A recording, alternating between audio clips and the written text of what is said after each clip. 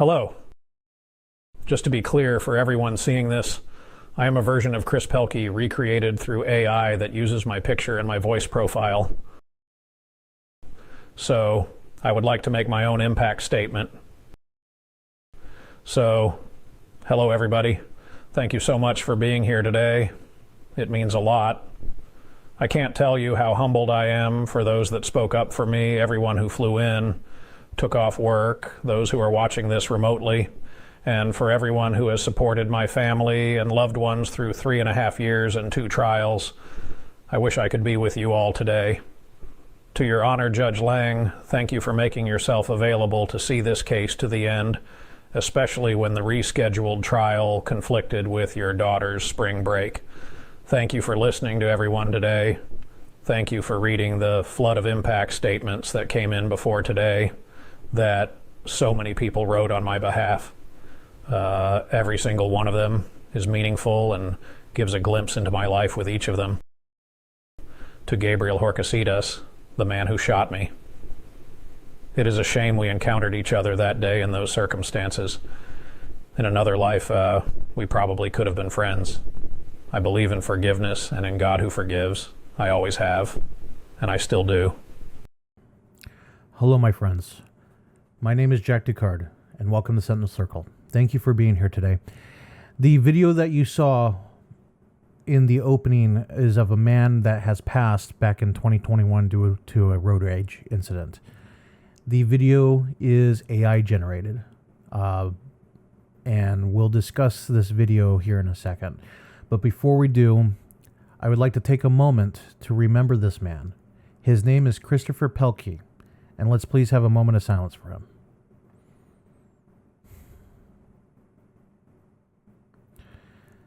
Thank you. I appreciate you taking the time to do that with me today. We're going to go ahead into the article.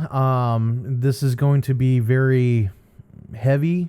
It's going to be angering, and it's going to be horrifying in my view. But I think it's important to bring up the topic at hand and discuss what could possibly happen. So the article, and I know it's CNN, I understand, but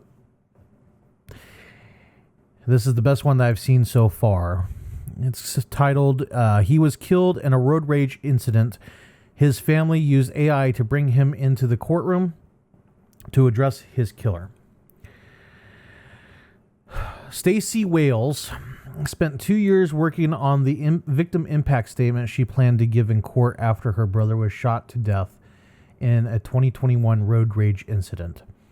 But even after all that time, Wales felt her statement wouldn't be enough to capture her brother, Christopher Pelkey's humanity and what he would have wanted to say. So, Wales decided to let Pelkey give the statement himself with the help of artificial intelligence. I mean, I understand where she's coming from, but this, in my view, is rather ghoulish. You're basically bringing a avatar of the deceased into the courtroom in order to manipulate. And that's really what this is to manipulate the jury after the conviction, obviously, when they're in the sentencing phase, because that's usually when the victim impact statements are read, is just before sentencing. I'm going to retract what I said. I don't know if the jury is selecting it. I believe this is where in Arizona. I believe that in a situation with this heavy charge, the jury selects the punishment versus the judge. I could be wrong on that.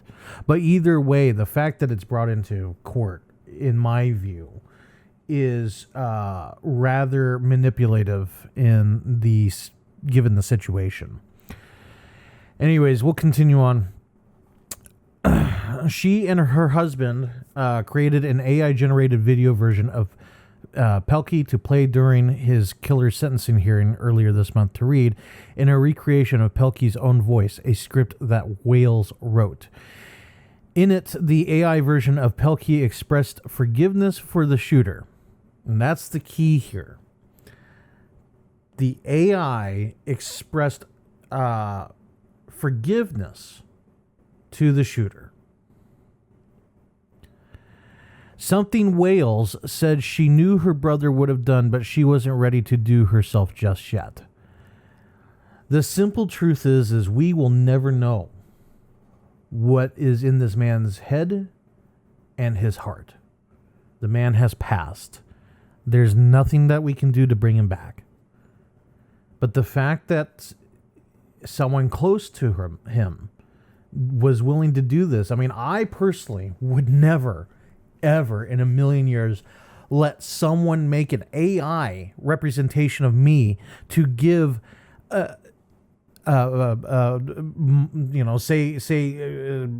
murderer forgiveness. I would never allow that. I would be horrified. I would be mortified if someone were to do that to me. Let's continue. I'm really trying to be respectful for the deceased here, but this is not good at all. This is just, in a way, it's selfish. It's very selfish of what they did. I'm sure they thought in their mind it was nice, it was kind, it was good, but to me, this is the only word that comes to my mind is selfish. The only thing that kept entering my head that I kept hearing was Chris and what he would have said, or he would say, pardon me, Wales told CNN. I had to very carefully detach myself in order to write this on behalf of Chris because he was saying what he was saying is not necessarily what I believe, but I know it's what he would think. Okay. AI is increasingly playing a role in legal and criminal justice processes, although this is believed to be the first time AI has been used to recreate a victim for their own impact statement. And experts say this... I apologize.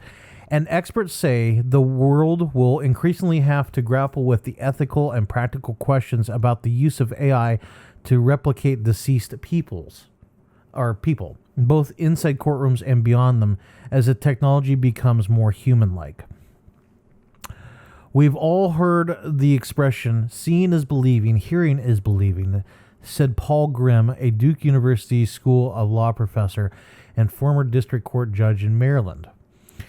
These kinds of technologies have tremendous impact to persuade and influence, and we're always going to have to be balancing whether or not it is distorting the record upon which the jury or the judge has to decide in a way that makes it an unfair advantage for one side or the other. I firmly agree here.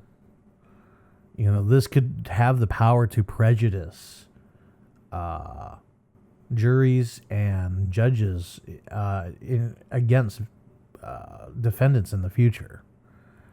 Now, granted, I don't know the details of the case, and we're not going to sit here and focus on those details. This is more just the fact that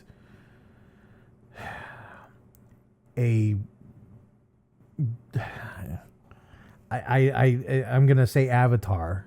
An avatar is used to put words in a man's mouth.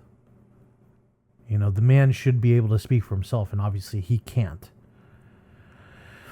Judge Todd Lang of Maricopa County Superior Court ultimately sentenced Pelkey's killer, Gabriel Paul, Horcastillas, to 10.5 years for manslaughter, although the state had asked for only 9.5 years, and 12.5 years in total, including an endangerment charge. So he got more than what the state was requesting. That's good. I love that AI. Thank you for that, Lang said. A recording of the hearing shows, as angry as you are and justifiably angry as the family is, I heard the forgiveness. Bringing Pelkey into the courtroom. Pelkey was the youngest of 3 children, a veteran, and according to Wales, the most forgiving and friendliest member of the family. He was killed in November 2021 in Chandler, Arizona at the age of 37. Such a young man. Pelkey's autopsy photos and surveillance video of his death were shown during the trial, Wales said, but after a jury found Horcastillas guilty of reckless manslaughter. Wales wanted the judge to see what Pelkey was like when he was alive during the sentencing hearing. It's different from a previous recording when the man was alive and this AI representation. Because what's to stop someone from saying, that this man should be sentenced to life or something? So many questions pop into my mind, so many possibilities pop into my mind that I know for a fact I can't even remotely comprehend the depth, the brevity of what could be unleashed with this Pandora's box. And that's really what this is Pandora's box that we are witnessing in real time being opened. I hope that if you have a will, if you don't, you really should have a will. But if you have a will, you get it updated to say that you do not want this to happen under any circumstance. I'm not mad. I don't have that anger reaction right now. I don't know how to feel in this situation. I mean, the only thing that comes to my mind is the man is past. Leave him alone. If you have a victim impact statement, fine. But leave him out of it.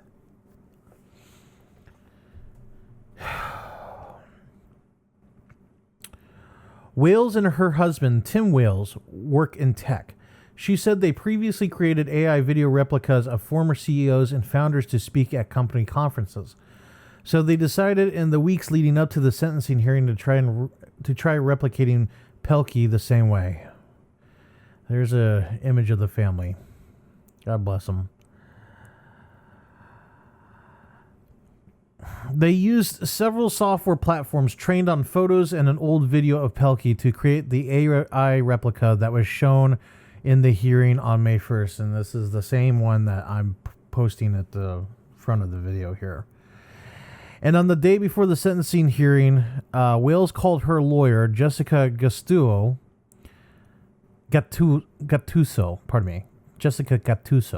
to get her blessing for the plan. I was concerned. I thought we would get an objection or some kind of pushback. I did what research I could, but I didn't find anything because I never heard of this being done, Gattuso told CNN, adding that she ultimately relied on an Arizona law that gives victims discretion in how to deliver their statement. Like other AI videos depicting people, the recreation of Pelkey is somewhat halting and awkward and starts with an acknowledgement that it was made using the technology. But Wales said she believes it captured his essence. It is a shame we encountered each other that day in those circumstances, the AI version of Pelkey said in the video. In another life, we probably could have been friends. Horcastilla's lawyer, Jason Lamb, said the defense did not receive advance notice that AI would have been used in the victim impact statement. He added, it appeared that the judge gave some weight to the AI video, and that is an issue that will likely be pursued on appeal. And this is another reason why I don't think this is a good idea, and this should not be a good idea, because now you're looking at an appeal possibility here. I'm sure that the attorney had no idea what to do. He was as stunned as everybody else. And This is a significant mess.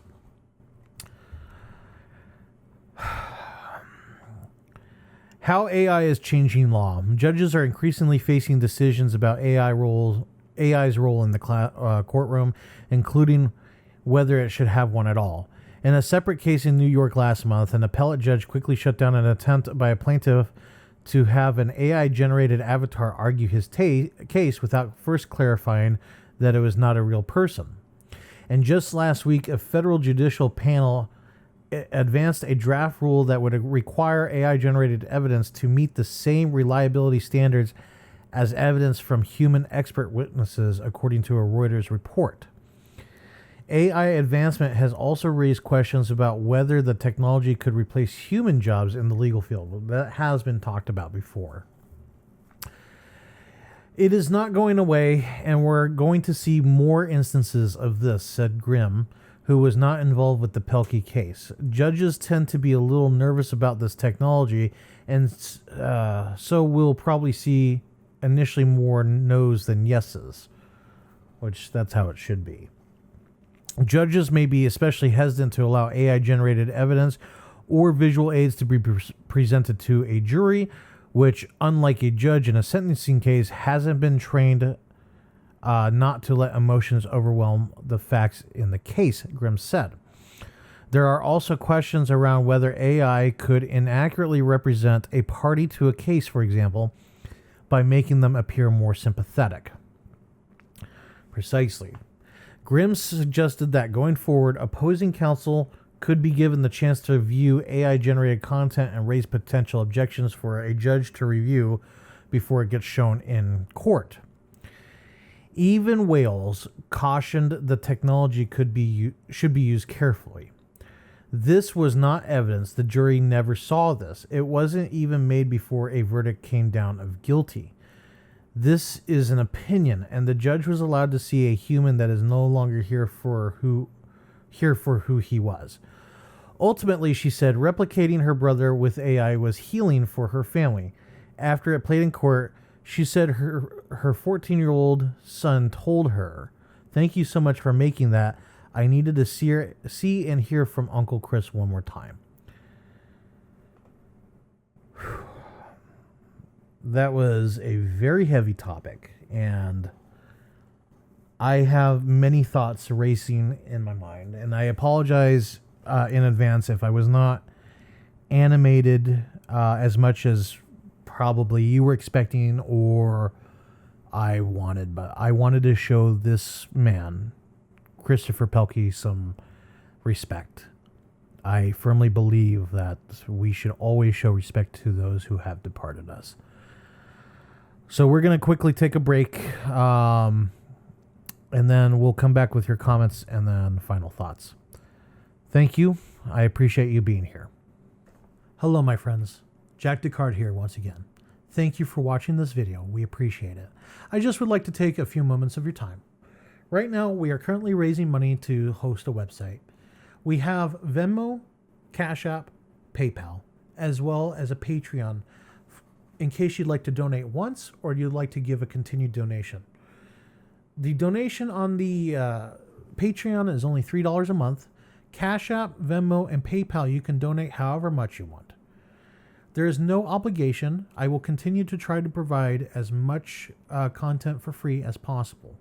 Once the website is up, we will use that as a hub for all Sentinel Circle related activities, including local meetups, as well as online meetups, online discussions, and videos. So again, if you could go and donate to either Cash App, Venmo, PayPal, or Patreon, all the links are in the description.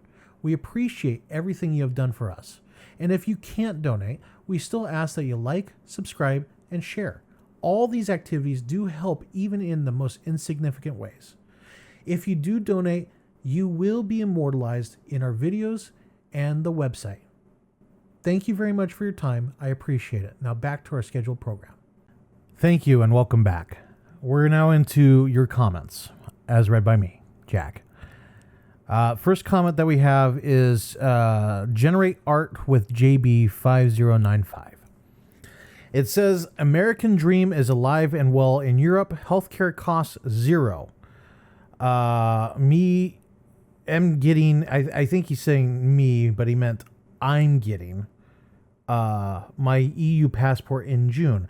I just don't understand why people don't protest the healthcare system by taking to the streets. It's highway robbery compared to what my cousins in Italy pay. I appreciate the comments. I myself have had healthcare in Europe. I was not particularly impressed with it. But, you know, there are criticisms I can make about our system. There are criticisms I can make about every system. Like I said, that's a loaded topic. I'm not going to really go into that. I think we all have our opinions on healthcare here, overseas, all that stuff. It's just, in my view, when it comes to healthcare overseas in places like Europe and Southeast Asia and stuff like that, I would go so far as to say that it's not all that it seems, for one. And two is, if there is a mistake, at least here in the U.S., you have recourse, whereas overseas, if there's a mistake, you don't have much recourse. And I think that people forget that aspect of it. But at the same time, that recourse is what brings insurance rates up for us and for doctors and all that stuff. But again, I'm not going to really get too far into it. But again, generate art with JB. I appreciate the comment. Thank you very much for being here. You're a good man. Next is Mr. Hemi, 4Speed, 420. Great stream, Jack. Thank you very much, Mr. Hemi. I appreciate you being there. It was a very good stream. We had our Thursday streams, and if you're not there, be there. We talked about why men stay silent, which I thought that was a very, very important topic to discuss as a man. And the panel was really good. I mean, I know, like, MGTOW Outlaw said that he didn't really contribute much to it, which I would strongly disagree. I think that everybody contributed their part. Yeah, it seems like there's a lot of agreement on the panel, which I would like to have differing voices on these panels, but the problem is us as men, we all agree on this. We see it, we experience it on a daily basis, and I think we all have, even though different experiences, pardon me, they're literally around the same result for all of us. You know, some of the stories on there they were hard to listen to, but I appreciate it. I appreciate everybody contributing to the panel in the way that they did. So again, thank you everybody for being there. Thank you to our presenters. It meant the world to me, and I'm sure if it only helps one person, we've all done our job. So again, thank you, Mr. Hemi. Nick, good to see Nick. This is about the lack of confidence in men and boys. Good topic. I too have noticed a lack of confidence in men and boys. One could say that lack of confidence could be a contributor as to why our society is where it's at today. And I fully believe that. Lack of confidence prevents people from standing up for themselves, and that allows people to walk all over them in the way that they do. And I honestly think that with the epidemic of fatherless households, because fathers teach, I shouldn't say fathers, mentors teach confidence. And the problem with the lack of fathers in the home is the father tends to be the de facto mentor inside the house. If you don't have the father in the house, they lack that mentorship. They're going to go elsewhere to find that mentorship. You know, when you had the 90s with the 80s and 90s with the gang epidemic, specifically in places like LA, Crips and Bloods, those boys, and they were young boys, they were going to the gangs because the gangs offered that mentorship. They offered that brotherhood. Whereas society as a whole does not offer that at all. Men actively crave all of that. And just by nature, I don't know how deeply ingrained in our biology it is, but for some reason we seek that. And if we're not getting it, we're going to go elsewhere to find it. Yeah. So I do believe that the lack of confidence is a significant issue that is just not being talked about. And unfortunately, that video did not do as well as I had hoped. I still firmly believe that even if you reach one person, you're doing your job. But I was hoping that message gets spreaded out more, further out and as wider as it did. So we'll keep working here at Sentinel Circle. I do firmly believe that we're making an impact, but we'll just keep working on it.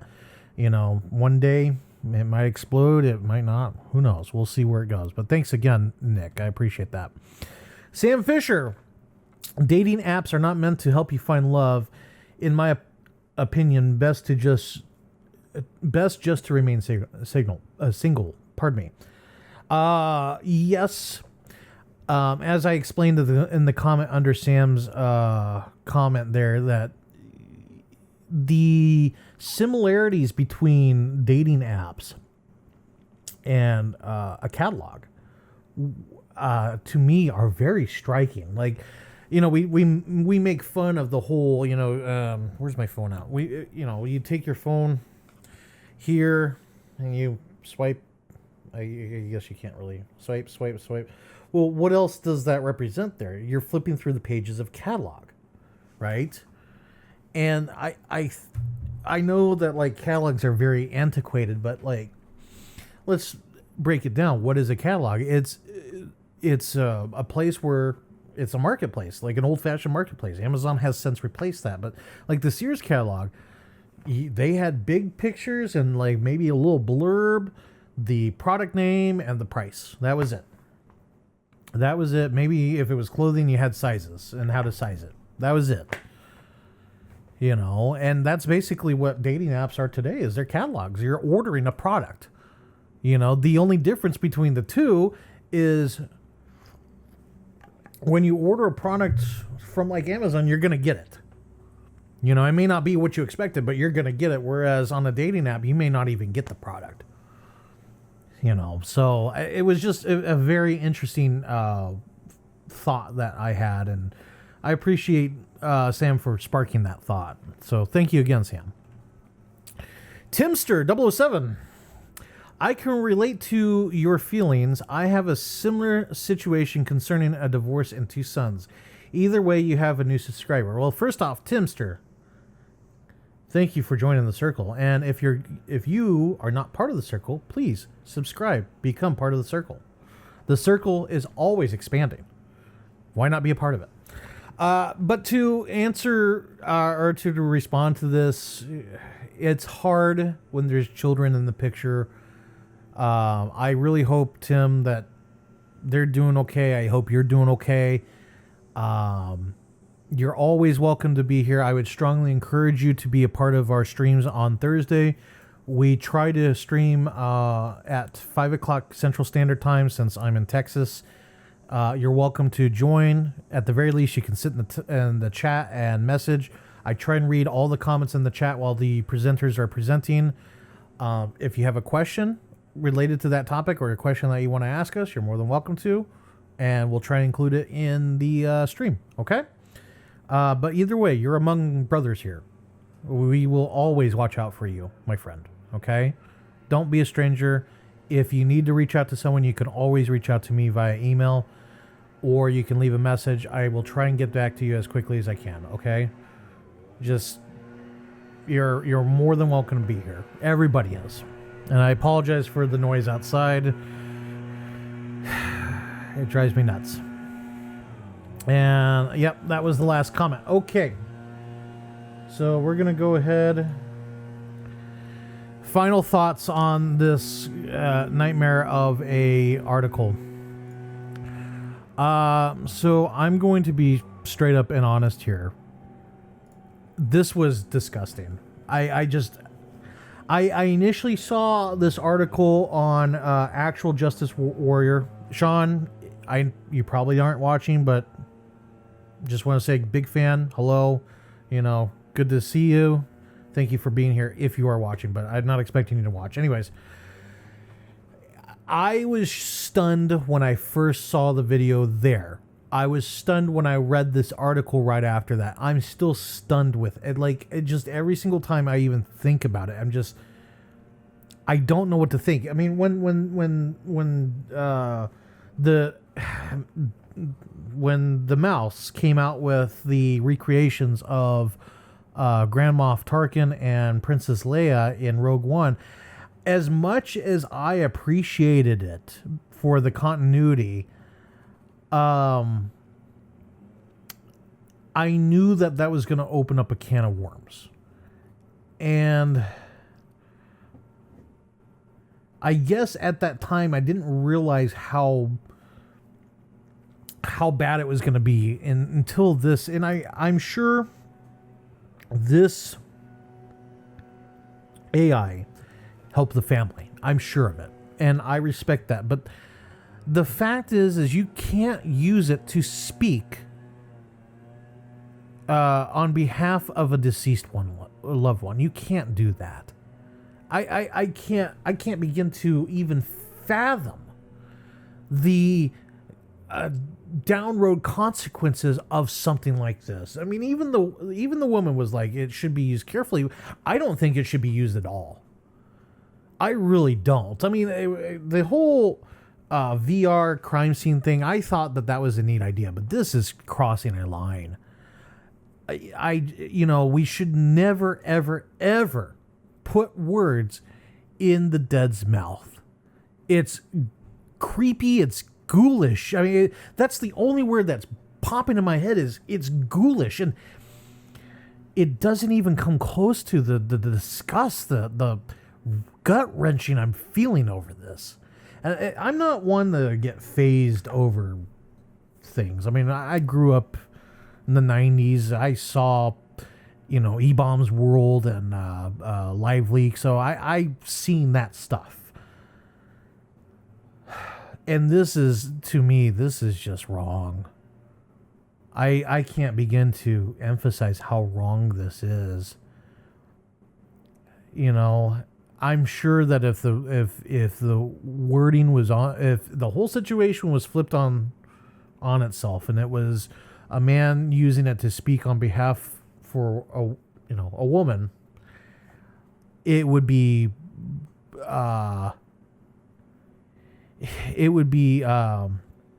what's the word I'm looking for? It would not be shown in such a positive light. Let's say it that way. I